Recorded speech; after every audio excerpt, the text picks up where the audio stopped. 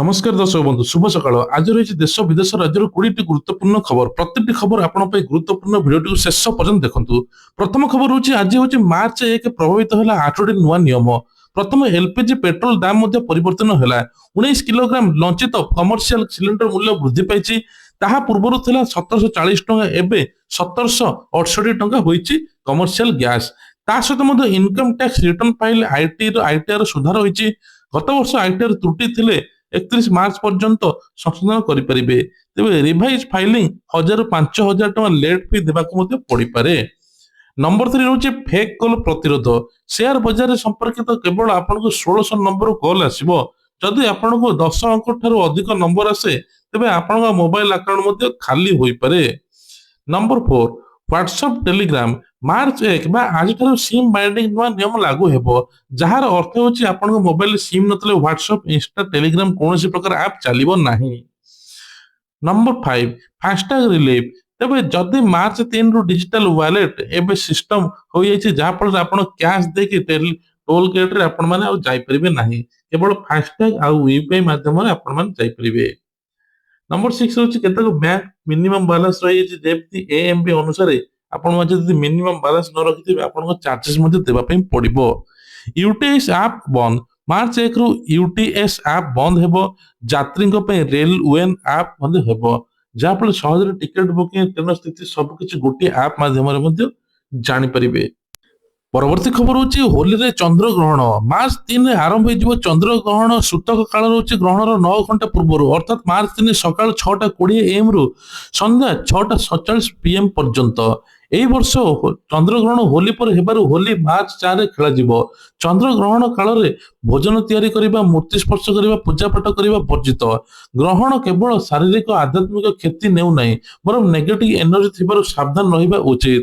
ଉପାୟ: ଭୋଜନ ନ କରନ୍ତୁ, ସୂତକ କାଳରେ ଖାଦ୍ୟ ଗ୍ରହଣ ନ କରନ୍ତୁ, ତୁଳସୀ ପତ୍ର ଦିଅନ୍ତୁ, ପୂର୍ବରୁ ତିଆରି ହୋଇଥିବା ତୁଳସୀ ପତ୍ର ମିଶାନ୍ତୁ, ସୁରକ୍ଷିତ ରୁହନ୍ତୁ। ଗର୍ଭବତୀ ମହିଳାମାନେ ବାହାରକୁ ନିଷ୍କାସିତ ହେବାର ସମାଧାନ କରନ୍ତୁ, ଘରୁ ବାହାରନ୍ତୁ ନାହିଁ। ତା ସହିତ ମଧ୍ୟ ମନ୍ତ୍ର ଜପ କରନ୍ତୁ। ଗ୍ରହଣ ପରେ ସ୍ନାନ କରନ୍ତୁ, ସଫା ସ୍ୱଚ୍ଛ ବସ୍ତ୍ର ପିନ୍ଧନ୍ତୁ, ଘର ପବିତ୍ର ରଖନ୍ତୁ, ଦାନ କରନ୍ତୁ, ଗରିବଙ୍କୁ ଦାନ, ଫଟୋ ମଧ୍ୟ କରନ୍ତୁ। ତା ସହିତ ମଧ୍ୟ କୁହାଯାଉଛି ପୂଜା ପରିସର ସଫା ରଖନ୍ତୁ, ଗଙ୍ଗା ଜଳ ଚିନ୍ତନ୍ତୁ, ରାଧାକୃଷ୍ଣଙ୍କର ମଧ୍ୟ ଅବିର ଗୁଜ ଲଗା ଦିଅନ୍ତୁ। ତେବେ ଗ୍ରହଣ ସମୟରେ ବିଶେଷ କରିକି ପୃଥିବୀ, ସୂର୍ଯ୍ୟ, ଚନ୍ଦ୍ରମା ସିଧା ରେଖାରେ ଥାନ୍ତି, ତେଣୁ ବିଶେଷ କରି ଏ ଉପରେ ହେଲେ ନେଗେଟିଭ ଏନର୍ଜି ଘରକୁ ଆସିଥାଏ। ତେଣୁ ଆପଣମାନେ ମନ୍ତ୍ର ଜପ କରନ୍ତୁ ବୋଲି କୁହାଯାଉଛି। ପରବର୍ତ୍ତୀ ଖବର, ଆବୁଧାବି ଏୟାରପୋର୍ଟରେ 1000 ଯାତ୍ରୀ ଫସିଲେ। ଏୟାର ଇଣ୍ଡିଆ ମାର୍ଚ୍ଚ 1 ପର୍ଯ୍ୟନ୍ତ ସମସ୍ତ ଫ୍ଲାଇଟ୍ ମଧ୍ୟ ବନ୍ଦ କରିଲା।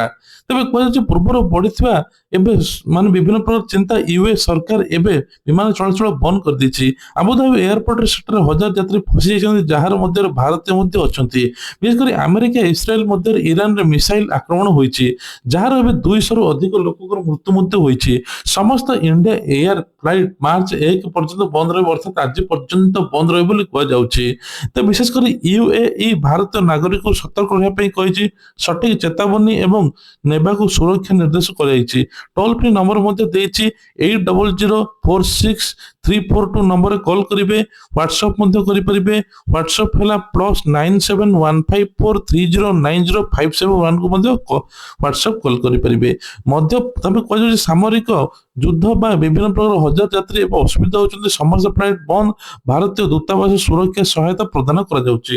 ପରବର୍ତ୍ତୀ ଖବର ହଉଛି ରାଜ୍ୟସଭା ପାଇଁ କି ପ୍ରାର୍ଥୀ ଘୋଷଣା କଲା ବିଜେଡି। ଡକ୍ଟର ଶତ୍ରୁଘ୍ନ ମିଶ୍ର, ଡାକ୍ତର ଦତେଶ୍ୱର ହୋତାଙ୍କ ନାଁ ଘୋଷଣା କଲେ ସୁପ୍ରିମୋ ନବୀନ ପଟ୍ଟନାୟକ।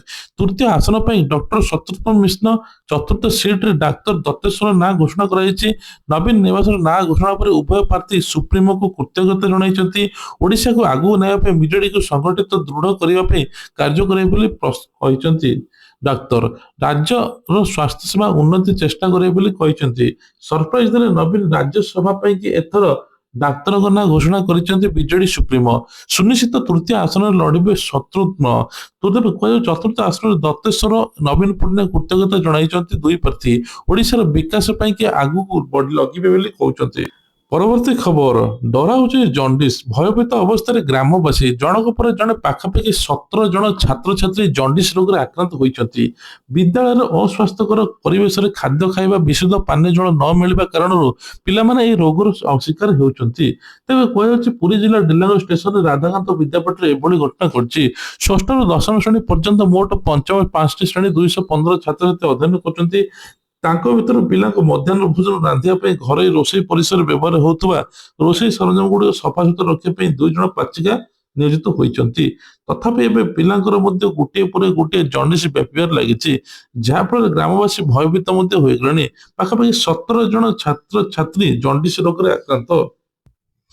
ପରବର୍ତ୍ତୀ ଖବର ସାହସ ଅଛି ତ ଆଜି ନିର୍ବାଚନ କର ବିଜେପି ଯଦି 10 ସିଟ୍ ଜିତିଲା ରାଜନୀତି ଛାଡ଼ିଦେବି ମୋଦି ଶାହକୁ କହିଲେ। କେଜରିୱାଲ ଚ୍ୟାଲେଞ୍ଜ ମଧ୍ୟ ଦେଲେ। ତେବେ ମଦ ନୀତି ମାମଲାରେ କେଜରିୱାଲ ଅନ୍ୟ ଅଭିଯୁକ୍ତକୁ ଦୋଷମୁକ୍ତ ହେବା ପରେ ପୂର୍ବତନ ମୁଖ୍ୟମନ୍ତ୍ରୀ ପ୍ରଧାନମନ୍ତ୍ରୀ ମୋଦିକୁ ମଧ୍ୟ ଏବେ ବିଜେପିକୁ ଦିଲ୍ଲୀ ପୁନଃନିର୍ବାଚନ କରିବା ପାଇଁ ଚ୍ୟାଲେଞ୍ଜ ଦେଇଛନ୍ତି। ଆପ୍ ମୁଖ୍ୟ ଦୋଷମୁକ୍ତ ହେବା ପରେ କିଛି ଘଣ୍ଟା ପରେ ଏକ ସାମ୍ବାଦିକ ସମ୍ମିଳନୀ କରିଥିଲେ, ଯେଉଁଥିରେ ସେ କହିଥିଲେ ଆଜି ହିଁ ନିର୍ବାଚନ କରନ୍ତୁ, ବିଦେଶୀ 10ରୁ ଅଧିକ ସିଟ୍ ଜିତିଯାଏ ତେବେ ମୁଁ ରାଜନୀତି ଛାଡ଼ିଦେବି। ତେବେ ଶୁକ୍ରବାର ଦିନ ଆମ୍ ଆଦମୀ ପାର୍ଟିର ରାଷ୍ଟ୍ରୀୟ ସଂଯୋଗ ଅରବିନ୍ଦ କେଜରିୱାଲ ପୂର୍ବତନ ଉପମୁଖ୍ୟମନ୍ତ୍ରୀ ମନୀଷ ସିସୋଦିଆ ଦିଲ୍ଲୀର ଅବକାରୀ ନୀତି ମାମଲାରେ ଦୋଷମୁକ୍ତ ହୋଇଛନ୍ତି, ଯାହାଫଳରେ ଏତେ ବଡ କଥା କହିଛନ୍ତି କେଜରିୱାଲ। ପରବର୍ତ୍ତୀ ଖବର ତେବେ ଇରାନ ଇସ୍ରାଏଲ ଯୁଦ୍ଧ କ୍ଷତି ସହିବ ଭାରତ 8 ମାସ ପରେ ଇରାନ ଇସ୍ରାଏଲ ମଧ୍ୟରେ ପୁଣି ଥରେ ଯୁଦ୍ଧ ଆରମ୍ଭ ହୋଇଛି। ଇସ୍ରାଏଲ ସହିତ ମିଶି ଆମେରିକା ଇରାନ ଉପରେ ଆକ୍ରମଣ କରିଛି। ଏହାର ଜବାବରେ ଇରାନ ଇସ୍ରାଏଲ ସମେତ 7ଟି ଆମେରିକା ସହଯୋଗୀ ଦେଶ ଉପରେ ଆକ୍ରମଣ କରିଛି। ଇରାନ ହର୍ମୁଜ ପ୍ରଣାଳୀକୁ ବନ୍ଦ କରିବା ପାଇଁ ଧମକ ଦେଇଛି। ତା ସହିତ ମଧ୍ୟ 2ଟି ପ୍ରଣାଳୀ ଅବରୋଧ ଭାରତ ଏବଂ ବିଶ୍ୱ ଅର୍ଥନୀତିକୁ ଗୁରୁତ୍ୱପୂର୍ଣ୍ଣ ପ୍ରଭାବ ପକାଇବ। କୁହାଯାଉଛି ଏହି ପ୍ରଣାଳୀ 161 କିଲୋମିଟର ଲମ୍ବ, ଏହାର ସଂକୁଚିତ ସ୍ଥାନରେ 33 କିଲୋମିଟର ଚଉଡା, ବିଶ୍ୱର ସାମୁଦ୍ରିକ ତୈଳ 27% ହର୍ମୁଜ ପ୍ରଣାଳୀ ଦେଇ ଗତି କରେ। ବିଶ୍ୱ ତୈଳ ଉତ୍ପାଦନରେ 20% ଗତି କରେ। ପ୍ରତିଦିନ 20 ନିୟୁତ ବ୍ୟାରେଲ ତେଲ ଗତି କରେ। ତେବେ କୁହାଯାଉଛି ଏସବୁ ହେଲେ ତେଲ ରେଟ୍ ସବୁ କିଛି ରେଟ୍ ମଧ୍ୟ ବଢିଯିବ ଭାରତରେ। ସବୁଠାରୁ ଅଧିକ ପ୍ରଭାବିତ ଦେଶମାନଙ୍କ ଭିତରୁ ଗୋଟିଏ ହେବ ଯିଏକି ଏବେ ଭାରତ ହେବ ବୋଲି କୁହାଯାଉଛି। ଭାରତର ତୈଳ ଗ୍ରାହକ ଏବଂ ତୈଳ ଆବଶ୍ୟକତାର 88% ଆମଦାନୀ କରେ। ସବୁଆଡେ ଏବେ ସରକାରୀ ଜମି ଉଚ୍ଛେଦ ଚାଲିଛି। କଟକ ଘର ଉଚ୍ଛେଦ ଘଟଣା ହାଇକୋର୍ଟ ନିର୍ଦ୍ଦେଶ ଦେଲେ ବିପରୀତ ପ୍ରକ୍ରିୟା। ହାଇକୋର୍ଟ ଘର ଉଚ୍ଛେଦ ମାମଲାରେ ଆବେଦନକାରୀଙ୍କ ଆନ୍ତରୀଣ ସୁରକ୍ଷା ପ୍ରଦାନ କରିଛନ୍ତି। ଥାନା ଆଇଆଇସି ଏବଂ ତହସିଲ କର୍ମଚାରୀ ଏହାକୁ ମାନିବାର ବିଫଳ ହୋଇ ଘରକୁ ଭାଙ୍ଗି ମାଟିରେ ମିଶାଇ ଦେଲେ। ଘର ମାଲିକଙ୍କ ଝିଅ ସ୍ୱର୍ଣ୍ଣପ୍ରଭା 5 ଘଣ୍ଟାକୁ ଧ୍ୟାନରେ ରଖି ଅଟକ ରଖି ନିର୍ଯାତନା ଦେଇଥିଲେ। ତେବେ ଲୋକନାଥ ପାଲାଙ୍କ ବାପାଙ୍କ ମଧ୍ୟ ଦାନ ସୂତ୍ର ଅନୁଯାୟୀ ଜମି ମିଳିଥିଲା। ଭବିଷ୍ୟତରେ ଜମି ଗୃହ ଅଧୀନକୁ ଗଲା। ଫେବୃଆରୀ 7 ତାରିଖରେ ତହସିଲ ଘର ଉଚ୍ଛେଦ କରି ନୋଟିସ ଆସିଥିଲା। 23 ତାରିଖରେ ହାଇକୋର୍ଟ ଆବେଦନକାରୀ ପକ୍ଷରୁ ସୁଯୋଗ ଦେଇଥିଲେ। ତହସିଲଦାର 6 ସପ୍ତାହ ମଧ୍ୟରେ ନିଷ୍ପତ୍ତି ନେବା ପାଇଁ କହିଥିଲେ। ନିଷ୍ପତ୍ତି ନ ହେବା ପର୍ଯ୍ୟନ୍ତ ଉଚ୍ଛେଦ କରା ନ ଯିବାକୁ କହିଥିଲା ହାଇକୋର୍ଟ। କିନ୍ତୁ ଏଭଳି ଘଟଣାରେ ଏବେ ରେକର୍ଡ ରହିଛି ସିସିଟିଭିରେ 5 ଦିନ ବିତିଲା ବେଳେ କୌଣସି କାର୍ଯ୍ୟ ନିଆଯାଇଥିଲା। ସ୍ୱର୍ଣ୍ଣବାବୁ ପୁଣି ଥରେ ହାଇକୋର୍ଟ ଆବେଦନ କରିଥିଲେ। ତେବେ ତହସିଲଦାର ଦେବଦତ୍ତ ପ୍ରଧାନ କହିଛନ୍ତି ପୋଲିସ ଜମିରେ ଜବରଦଖଲ କରୁଥିଲେ, ନୋଟିସ ଆସିଥିଲା, ତେବେ ହାଇକୋର୍ଟର ଗ୍ରହଣ କାହିଁକି କରିପାରିଲେ ନାହିଁ? ଏହି ଘଟଣା ଉଚ୍ଛେଦର ସହିତ ଆଇନ ବିରୋଧୀ ଏବଂ ପୋଲିସ ଅନ୍ୟାୟକୁ ସ୍ପଷ୍ଟ କରୁଛି। ତେଣୁ ଏ ଉପରେ ଆହୁରି ତଦନ୍ତ ଚାଲିବ। ସରକାରକୁ ନଜର ପକାଇବାକୁ ପଡିବ ଏହି ଜାଗାକୁ। ଜଗତସିଂହପୁର ପିଇବା ପାଣି ସଙ୍କଟ 79 ବର୍ଷ ବିତି ଯାଇଥିଲେ ମଧ୍ୟ ଅସୁବିଧା। ତେବେ କୁହାଯାଏ ସ୍ୱାଧୀନତାର 79 ବର୍ଷ ବିତି ଯାଇଥିଲେ ମଧ୍ୟ ଏରସମା ଅଞ୍ଚଳରେ ଚିତ୍ର ଅପରିବର୍ତ୍ତିତ ରହିଛି। ଅନେକ ପଞ୍ଚାୟତରେ ପିଇବା ପାଣି ଦୀର୍ଘ ସମୟ ଧରି ସଂଘର୍ଷ ଚାଲିଛି। ଖରାଦିନରେ ସମସ୍ୟା ସାଂଘାତିକ ହୋଇପଡୁଛି। ତେଣୁ ବିଶେଷ କରି ସରକାର ଏଠି ଧ୍ୟାନ ଦେବା ଦରକାର। ମହିଳା ଯୁବତୀମାନେ ମାଇଲ ମାଇଲ ବାଟକୁ ଯିବାକୁ ପଡୁଛି, ତା ସହିତ ମଧ୍ୟ ପାଣି ମିଳୁନି। ନଳକୂପ ଉପରେ 50ରୁ ଅଧିକ ପରିବାର ନିର୍ଭର କରୁଛନ୍ତି। 500 ଅଧିକ ଲୋକ ନିର୍ଭର କରୁଛନ୍ତି ଗୋଟିଏ ନଳକୂପରେ। ତେଣୁ ଖାସ କରିକି ମୁଖ୍ୟମନ୍ତ୍ରୀଙ୍କୁ ଏ ଉପରେ ଧ୍ୟାନ ଦେବା ଦରକାର। ପରବର୍ତ୍ତୀ ଖବର ଯୁଦ୍ଧର ପ୍ରଭାବ ଯୋଗୁଁ ସୁନା ଦର ଆହୁରି 20,000 ଟଙ୍କା ପର୍ଯ୍ୟନ୍ତ ବଢିପାରେ। ତ ବିଶେଷଜ୍ଞ କହିଛନ୍ତି ଆଗାମୀ ବଜାର ଖୋଲିବା ସମୟରେ ସୁନା ରୂପା ଦର ମଧ୍ୟ ହଠାତ୍ ବଢିପାରେ। ଆମେରିକା ଇରାନ ଉପରେ ଆକ୍ରମଣ କରିଛି। ତେବେ ଇସ୍ରାଏଲ ମଧ୍ୟ ପୂର୍ବ ଉପରେ ମଧ୍ୟ କ୍ଷେପଣାସ୍ତ୍ର ଆକ୍ରମଣ କରିଛି।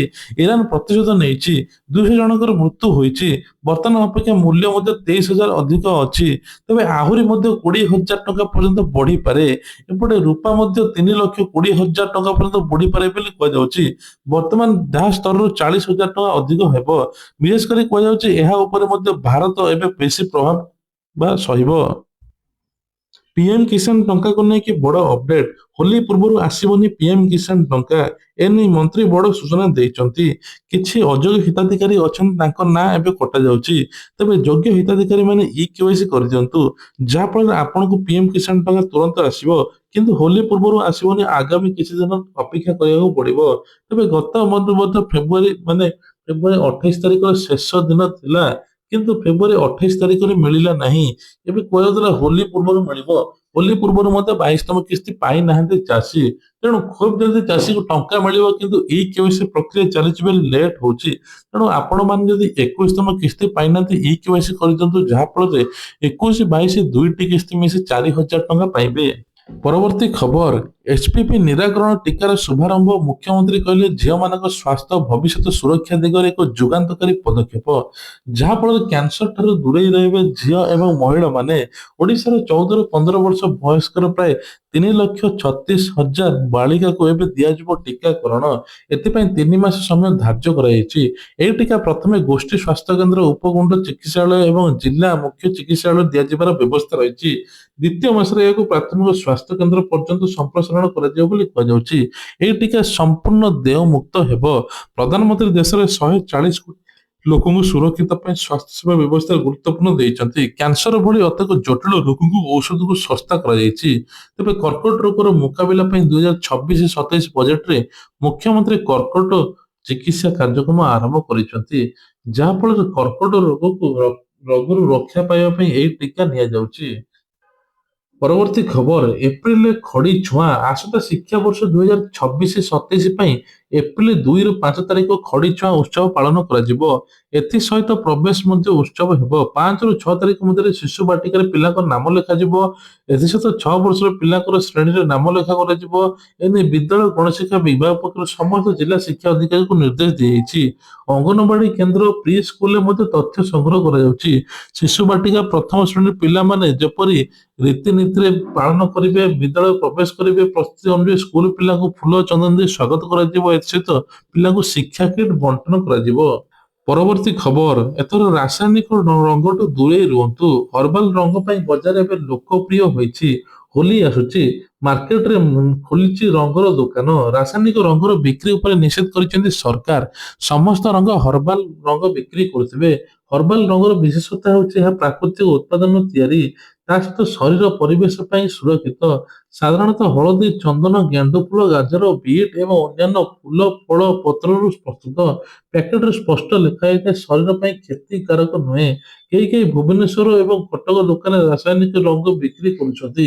ତେବେ ଦୀର୍ଘ ସମୟ ଧରି ଚର୍ମରେ ରହିପାରେ ଚର୍ମ ରୋଗ ହୁଏ ବିଭିନ୍ନ ପ୍ରକାର ରୋଗ ମଧ୍ୟ ହୁଏ ତେଣୁ ଏସବୁ ଦେହ ପାଇଁ କ୍ଷତିକାରକ ସରକାର ମଧ୍ୟ କହିଛନ୍ତି ଏଗୁଡ଼ା ତୁରନ୍ତ ବନ୍ଦ ହେବ। ହୋଲିରେ ହର୍ବାଲ ରଙ୍ଗ ବ୍ୟବହାର କରିବା ଉଚିତ ଯାହା ଚର୍ମ ଏବଂ ପରିବେଶ ପାଇଁ ସୁରକ୍ଷିତ। ପରବର୍ତ୍ତୀ ଖବର ଭାରତୀୟ ଛାତ୍ରଛାତ୍ରୀଙ୍କର ଆମେରିକାରେ ନାମ ଲେଖା 45% ହ୍ରାସ ହୋଇଛି। ଗତ ବର୍ଷ ଏ ବର୍ଷର ସର୍ବାଧିକ ହ୍ରାସ ହୋଇଛି। କାରଣ ହେଉଛି ଭିସା ଅନିଶ୍ଚିତତା ଭିସା ପ୍ରାପ୍ତିରେ ବିଳମ୍ବ ବା ଖାରଜ ମୁଖ୍ୟ ଦୁର୍ବଳତା ଡଲାର ତୁଳନାରେ ଦୁର୍ବଳ ହେବାରୁ ଆମେରିକା ପାଠପଢା ବ୍ୟୟବହୁଳ ହେଉଛି ଅଧିକ ଖର୍ଚ୍ଚ ଶିକ୍ଷା ଏବଂ ରହଣୀରେ ବ୍ୟୟ ବୃଦ୍ଧି ମଧ୍ୟ ହେଉଛି। ଭାରତୀୟ ଛାତ୍ରଛାତ୍ରୀ ଆମେରିକା ବଦଳରେ ୟୁରୋପ ଏସିଆ ଦେଶରେ ଯାଇ ପାଠ ପଢୁଛନ୍ତି। ତା ସହିତ ମଧ୍ୟ 2019ରେ ଆମେରିକାର 57% ଭାରତୀୟ ପ୍ରାର୍ଥୀ ଥିଲେ 2025 ସୁଦ୍ଧା 42% କମିଯିବ ବୋଲି କୁହାଯାଉଛି। ପଶ୍ଚିମବଙ୍ଗରେ ଏବେ 2026 ନିର୍ବାଚନ ପୂର୍ବରୁ ମତଦାନ ତାଲିକା ଚେକ୍ କରିବା ପାଇଁ ଏସ୍ଆଇଆର ପ୍ରକ୍ରିୟା ହେଉଛି।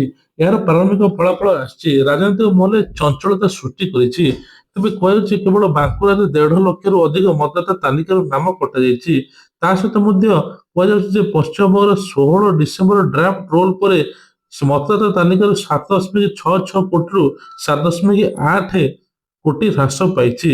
ତେବେ 60 ଲକ୍ଷ ମତଦାତାଙ୍କ ନାମ ଅଣ୍ଡର ଆଡଜୁକେସନ କ୍ୟାଟେଗୋରୀରେ ଅଛି।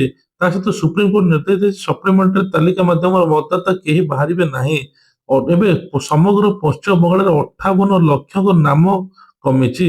ଏହା ପ୍ରଧାନତଃ ମୃତ୍ୟୁ ତା ସହିତ ଦୁବାଇରେ ନାମ ଠିକଣାର ଅନୁପସ୍ଥିତି ହୋଇଛି।